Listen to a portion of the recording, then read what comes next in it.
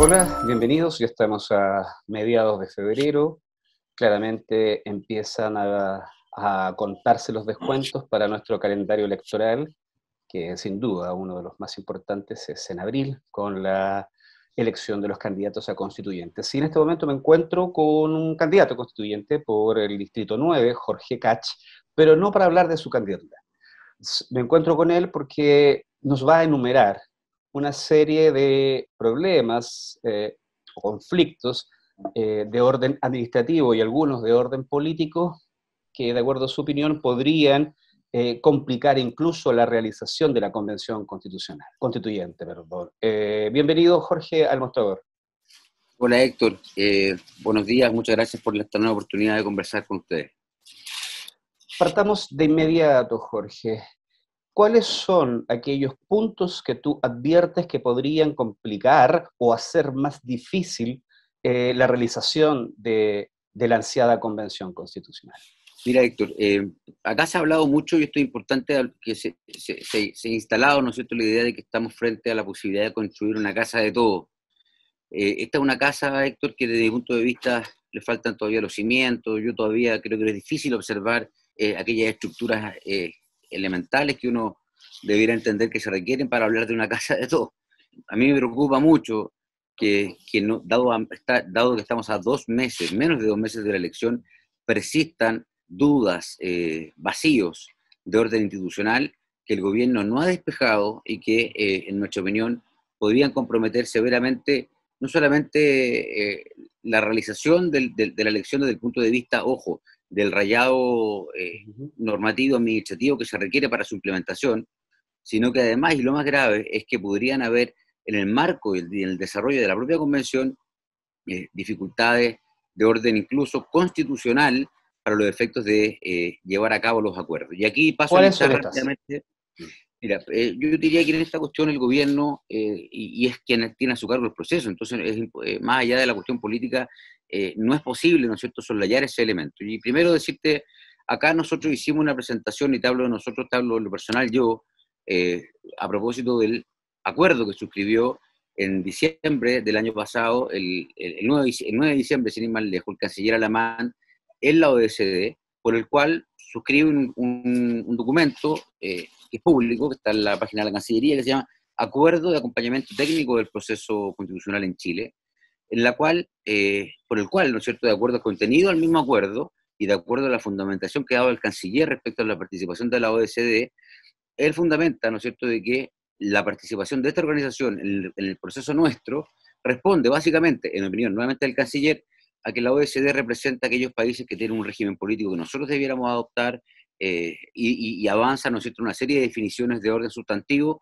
respecto de las cuales el país todavía no tiene aproximaciones. Hay ciertas miradas que andan circulando, pero no nos parece a nosotros que el canciller las haga propias y sea el fundamento básicamente de este acuerdo, respecto al cual además no ha habido pronunciamiento ni del presidente, debiera referirse al menos al punto, ni del gobierno en su conjunto respecto a cuál va a ser el rol de la OECD, ni de la Contraloría, y eso es lo que a mí me preocupa, porque nosotros hicimos ¿Estamos una hablando de presentación. observadores? ¿Estamos hablando de un marco, digamos, de elección que podría ser, digamos, proporcionar la OSCE? Ese es el vacío que nosotros identificamos en esto, porque si bien el acuerdo en el fondo básicamente consiste en que la OECD le va a prestar a nuestro país, ¿no es cierto?, la asesoría técnica en materias de derechos sociales, régimen presidencial, derechos ambientales, etcétera. El funcionamiento en concreto de la OECD en el marco de nuestro proceso no tiene una delimitación marco para los efectos de saber e imaginar, ¿no es cierto?, cómo se van a presentar esos delegados en nuestra convención, en el Palacio Pereira, cómo se van a instalar, en las comisiones, cuál es el mandato que van a tener. El acuerdo es de 2 párrafos, Héctor, y me llama la atención que la Contraloría de verdad no se haya pronunciado respecto de su alcance por un punto particular, más allá de la desprolijidad del canciller, que es respecto del alcance, el punto de vista de alguna posible afectación al artículo 5 de la Constitución respecto a la soberanía, ¿no es cierto?, que reside en la nación y que para estos efectos nosotros entendemos radical en la Convención Constitucional. En consecuencia, no existe jurídicamente todavía una aclaración respecto a los alcances jurídicos de ese acuerdo, y de no existir en el marco de la operación y funcionamiento, y con la con la OSD instalada, creemos que sí eso puede ser materia de una alta controversia, especialmente de carácter político, incluso más allá de los jurídicos, si no existe algún pronunciamiento previo por parte del gobierno. Y hay un primer tema Y eso hay que esperar que responda la Contraloría a tu presentación respecto de eso. que se refiere al Ya. alcance, cuál va a Sí, ser el marco del trabajo. ¿Okay? Eso muy, perfecto. lo otro, Uno, y vamos. ¿Qué otro el problema? segundo gran tema, ¿no, Héctor, es esta decisión de radicar en la Secretaría General de la Presidencia la coordinación técnica del proceso. De las Un Express. decreto que se firmó hace pocos días, en la cual, ¿no es cierto?, el presidente le encomienda al ministerio hacerse cargo básicamente de toda la coordinación técnica, incluso la asesoría también, desde el punto de vista sustantivo, obviamente, en ciertos temas. ¿Qué es lo que preocupa esto? Preocupa de que nuevamente, del decreto que todavía no es público, no he podido leer lamentablemente sus fundamentos, entiendo que se firmó, lo que lo que ocurre en esa decisión del presidente es simple, saca, ¿no es cierto? Saca, entendemos sin fundamento, ojalá el decreto señala el por qué no participan otras entidades en esta coordinación. No está el Congreso, más allá de los problemas de legitimidad, no está el Congreso, no está la Contraloría, no está el Poder Judicial, no está el Tribunal Constitucional. ¿Cuál es el problema en el fondo, Héctor?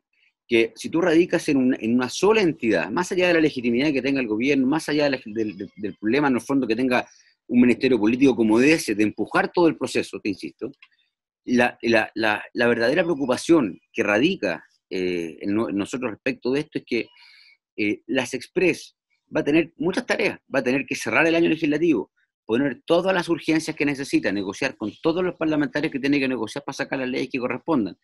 Pero independiente de eso, supongamos que tiene la musculatura suficiente para abordar la agenda legislativa del gobierno, cerrar el año, cumplir con el programa dentro de lo que se pueda, pero además supongamos que una Express tan extraordinaria que además puede hacerse cargo del proceso constituyente. El problema es que aún en esas circunstancias, cuando la convención empieza a tomar ciertos acuerdos, tiene que haber algún tipo de coordinación institucional entre las entidades y órganos que van a tener directamente que ver con los acuerdos que se tomen.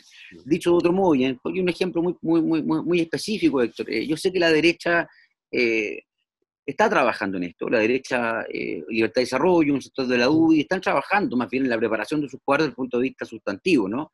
En el marco teórico de la defensa de sus principios en la constituyente. Pero desde el punto de vista institucional, aquí se está pasando por alto lo que va a significar que el acuerdo de la constituyente pueda tener un itinerario de transición que permita la implementación jurídica gradual, ¿no es cierto?, de aquellos acuerdos. Para eso se requiere una coordinación interinstitucional.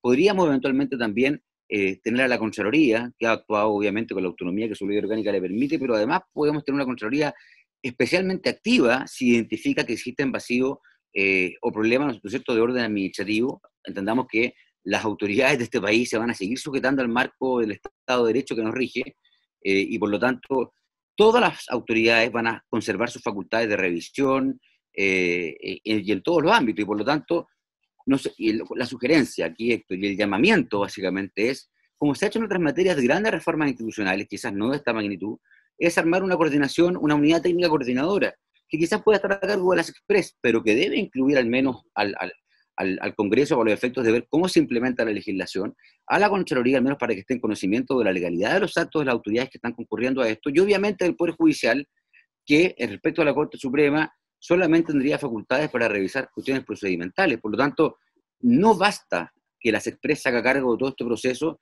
y creemos que ahí sí hay un riesgo político que puede tensionar a los poderes y eventualmente truncar el trabajo de la convención. Yeah, el papel de las Express, perfecto. Sí. Y respecto, te diría yo, de eso y lo último, un tema que tiene que ver con la democracia, tiene que ver con que somos la primera asamblea constituyente del mundo, ¿no es cierto?, en ser paritaria. Bueno, hay un reclamo pendiente, hay una interpretación pendiente que debe resolver. O sea, el CERVEL hizo una interpretación respecto a la corrección paritaria. Hay un mecanismo que se llama el mecanismo cebra, ¿no es cierto?, que es mujer, hombre, y así. En algunos lugares, en algunos sitios no ha ocurrido eso, y por lo tanto el CERVEL tiene ahí todavía un asunto pendiente que podría finalmente terminar con una cuestión que todos de alguna manera visualizan, pero que tampoco se ha abordado políticamente, que es que, dado el resultado final en algún distrito, pueda producirse una corrección, ¿no es cierto?, cualquiera incluso de los géneros, que permita que altere de una manera distinta a la prevista en la reforma constitucional, lo que significó, ¿no es cierto?, la idea de la paridad. Por lo tanto, en términos de cómo se corrige y cómo se aplica en concreto la paridad, todavía es un asunto pendiente, y eso es, Héctor, así, y tú comprenderás en fin, que la pelea, la lucha que han dado las mujeres por esto, ¿no es cierto?, si eventualmente se viesen, de alguna manera, tenemos el 8 de marzo, el Día de la Mujer, si eventualmente ellos se sintiesen de alguna manera menoscabada en este principio que tiene principalmente que ver con su lucha, nosotros también estimamos que hay un tercer riesgo que es extraordinariamente importante. El último, Héctor, y termino, es decirte que yo, mira, en lo personal, y esto más allá de la candidatura, te insisto, esto no es mi candidatura. Yo sí he estado conversando porque considero que es una obligación conversar, dialogar. Y yo te digo francamente, aquí no existe, en este momento, en este país, en Chile, las personas, los actores que debieran estar incentivando el diálogo, construyendo los principios ordenadores que van a guiar el debate constitucional, en su mayoría están de vacaciones, descansando.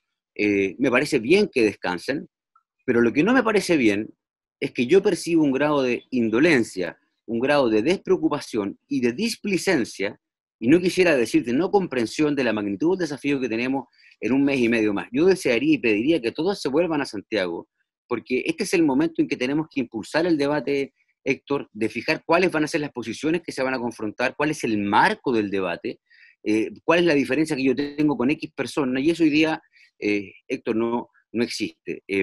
Todo lo anterior, y aquí sí que termino, y este yo te diría que es el corolario de la preocupación, es que si esto no está resuelto, en el itinerario constitucional previsto, que tú sabes, tiene como máximo 12 meses, son 8 más 4, si no tenemos acuerdo, va a seguir rigiendo la Constitución del 80 por disposición expresa de la Constitución, con las consecuencias sociales que tú te podrás, Héctor, imaginar. Recuerda que termino la ley de bosque nativo. La ley de bosque nativo duró 16 años en el Congreso. El Código de Agua lleva 10. Yo no me explico cómo en 12 meses vamos a poder sacar la Constitución adelante si tenemos todavía estos forados pendientes y quienes tienen teóricamente interés en que este proceso funcione, están descansando legítimamente, pero yo no los veo interviniendo ni incentivando al diálogo. Me parece que es una indolencia, me preocupa, y ojalá no nos arrepintamos de estar a un mes y medio sin tomar acciones más concretas respecto a este tema. Perfecto. ¿Algún tema de financiamiento? Habíamos también hablado sobre también un problema, digamos, con las cuentas. Conforme, sí, eso se ha ido. Sí, yo respecto a eso tengo una preocupación mayor. El CERVEL ya instruyó al Banco Estado a poder liberar la apertura de todas las cuentas que tenía que hacer.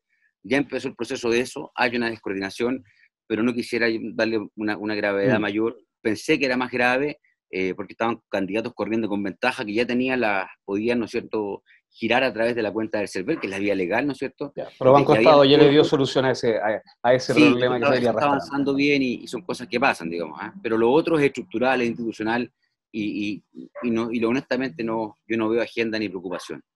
Bueno, que falte un mes y medio y que efectivamente las autoridades que deben encauzar, ¿no?, este proceso no estén participando activamente, claramente, y en eso lo comparto contigo, es una grave preocupación. No es menor, al contrario, es la agenda más importante que hemos tenido de los últimos 30 años, esta convención constitucional. Muchísimas gracias, Jorge. Vamos a estar atentos a estos puntos y al desarrollo también de cómo se va produciendo y se van solucionando, espero, digamos, estos problemas. Muchas gracias por este contacto con el mostrador. Es una casa de todos, sin cimientos todavía, y eso preocupa. O sea, ¿cómo vamos a construir una casa si no tenemos claro ni siquiera cómo la vamos a construir desde lo básico? Así que muchas gracias, Héctor, y a muchos nuevamente por la oportunidad de conversar.